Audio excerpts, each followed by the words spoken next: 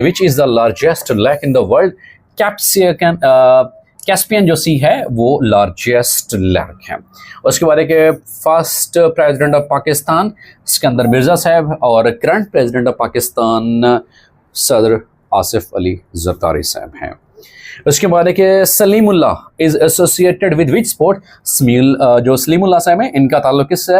Hockey से था और overall hockey national sports, national game of Pakistan भी है। National game of Pakistan. Why does ice floats on water? Because ice is less denser then water.